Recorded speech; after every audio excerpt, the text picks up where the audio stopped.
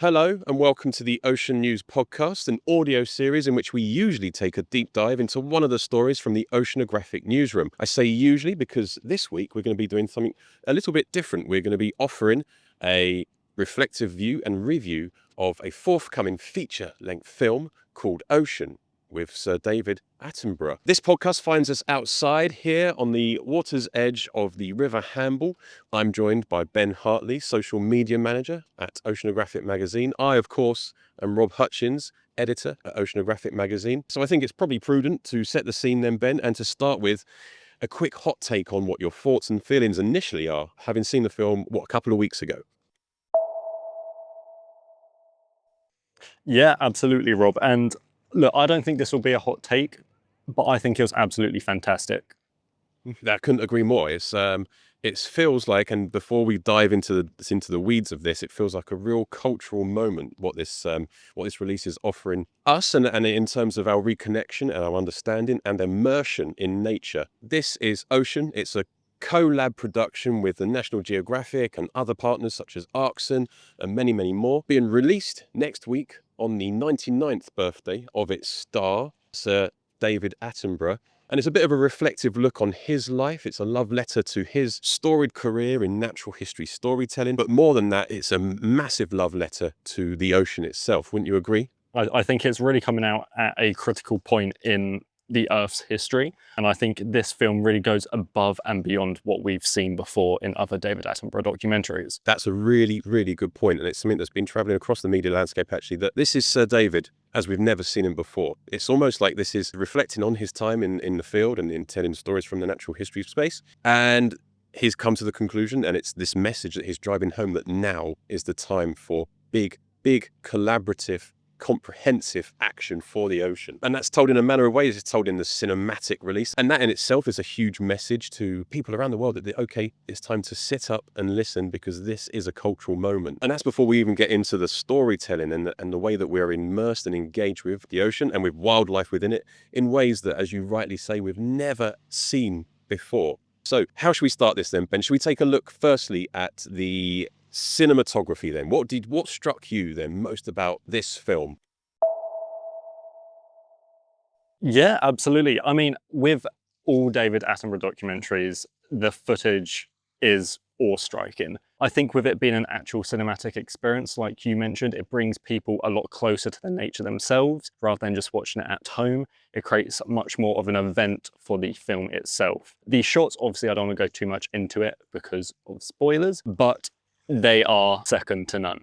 I completely agree. There are so many sequences in here that just so visceral. One of the first ones is in the open ocean, where the camera is inside a giant bait ball, and all of a sudden through this bait ball comes a huge whale. Instead of panning and tracking the whale, it just sticks with the bait ball. It flows through the bait ball, and as we move through it, we're seeing dolphins and all this other wildlife that are circling. It is literally seeing nature like we've never seen it on a big screen ever before. There are many other sequences that we're going to talk about a little bit later on. And I think above and beyond the cinematic experience, we need to talk about the cultural experience of the film itself. So obviously, like I said previously, this has come out at a critical point in Earth's history, where it seems like lots of different news headlines are coming to a clash. And this film has been released at the perfect point and really gives that message of hope. That's a fantastic take, actually, Ben, because having watched the film, I think you experience all of the emotions. Anyone that works in this space, within natural history storytelling, within conservation, within environmentalism, it takes you through that roller coaster of emotions that we all feel, from anger, upset, pure, rage at the sort of destruction that we're causing, the level of human impact on the ocean. But it takes you from all that anger and upset, but it takes you from that into a place of, okay, now I feel emboldened, I feel empowered, it's listening, it's talking to me, it's giving me a direct cause for action. And then it gives you hope right at the end. As all of these good pieces of storytelling do, it ends on that message of hope, and that there's something that we can all achieve when we work together collaboratively. So I think it's that's woven through it that really brings this to life in a whole new way. But let's talk then about some of those scenes that do really hit home, those hard-hitting moments within the film. I'd love to get your take. I think I know what you're going to say, but what is it? I think it'll be the same for anyone that watches the film. This will be one of their favourite scenes. and it is a scene showing bottom trawling along the UK coast. And it's one of those scenes where you hear about it in news stories and you kind of understand all the information about it, but then seeing the destruction it causes is just completely eye-opening. Yeah, it strikes such a tone. I mean, so this is set up in a way that beforehand, before you see the bottom trawling, you see this really abundant, beautiful environment, ecosystem. And then we go into the issue of bottom trawling. We see bottom trawling in action. We got the camera set up on a trawler. It's an incredible bit of cinematography, incredible bit of filmmaking. And it really hammers home just the level of destruction, this unhinged degree of human impact. And it really sets up the sense that there is this element of human relationship with the ocean that, okay, here's a villain. Here we are as a villain. And I think there's another scene that does that very well. And it's actually my favorite scene, in which we are in the Antarctic region. We are zoomed in on a gathering of penguins, and then suddenly the camera starts to pan out and out and out, zooms back and back and back. Just in the background, you see these huge floating factories, essentially. And it's set to this amazing soundtrack, this booming soundtrack that has a ring of the Darth Vader march to it. Here we are, this is us as the villain. And it's the music that does that. Yeah, I think that scene is one of the most powerful scenes of the entire documentary, because it shows the impacts that we're directly having on a basically untouched landscape. And I think it also brings to light some really important issues. So, for example, I didn't know that krill trawling and krill fishing was as big as a problem as it now is. It's something that, for the majority of people, I suspect goes under the radar. So it's nice to see these stories be brought to light more. Yeah, and it absolutely does that. It hammers it home. And as I say, it's got this big booming soundtrack that almost takes on its own character itself. It becomes such a part of the film that it makes it so visceral that your emotions really are felt. And actually, that brings me on to another point about the sound, the use of sound, because the film does this wonderful thing where it takes you to these really dramatic scenes, and then suddenly it takes you to Sir David Attenborough's study. And there he is in this quiet study. It feels so intimate. You come from a big scene like the krill fishing one, big booming soundtrack. And then as you enter the scene with Sir David, that soundtrack is fading out, but it takes a long time to fade out. Did you notice that? And it was sort of ringing in your ears. And it's almost like the message is being brought home. And then suddenly you're in this really intimate spot with Sir David. The level of connection that you get when his powerful voice talking directly to you, calling you to take action, having just witnessed what you have, it feels like a very emotional moment where the audience can directly connect with this storyteller, this person bringing back all this message from around the world. It struck me as a very poignant aspect of the film.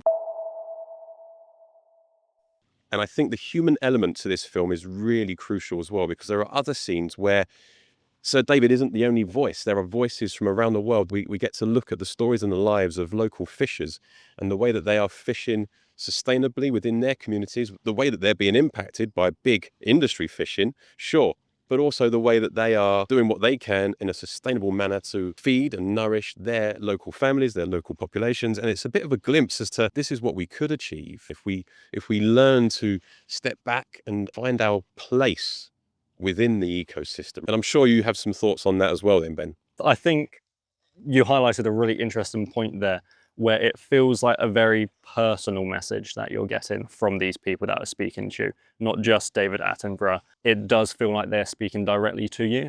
And that could be due to the cinematic experience of seeing it on a big screen, or because of how hard hitting these stories are. But it's something that I found very interesting. I came out of it feeling like I had just spoken to these people about these problems myself. Yeah, I totally understand what you mean. I think the way I'd frame this is it's an embrace of community. It's an embrace of collaborative nature to take the right path, to make the right choice, to make change happen, take those positive steps for the ocean. And I think it's really well surmised at the end by Sir David as he's sat there on the white cliffs of Dover. And he tells us directly, pointedly, if we save the ocean, we save ourselves. And that's such a crucial message to take at this point where we are seeing division across the world. We're seeing political division, but it's a really striking moment. This is Sir David pushing that message further than he ever has done before at a time when the world really needs to hear it. So if we were to give this then a short, thrifty review, Ben, what would you give this? I think it's absolutely a 5 out of 5, a must watch for pretty much everyone. Mm. It's a universal message that really gets it across in the right way. Yeah, completely agree. 5 out of 5. If I could vote higher, I would. But why can't we? We've made this up ourselves. I'm going to give it a 10 out of 5 because it really is, as you say, a must watch. Crucially, watch this. It will transform your relationship with the ocean. Well, Ben, thank you so much. It's been a pleasure to talk about this and in this level of depth. I sat here or stood here by the water's edge. It looks glorious. I see a paddleboarder out there enjoying his connection with nature. What say you that we get in? Should we get the paddleboard out? The paddleboard out. Thank you everyone for listening. This has been the Ocean News Podcast, a special edition in which we've been reviewing Ocean, featuring Sir David Attenborough. That is being released on May the 8th. Thank you. I've been Rob Hutchins. I've been joined by Ben Hartsley. Thank you so much for listening. To learn more about this story or other stories on the wide unknowns of the ocean, head to the Oceanographic Newsroom. This has been the Ocean News Podcast. I've been Rob Hutchins. Thank you for listening.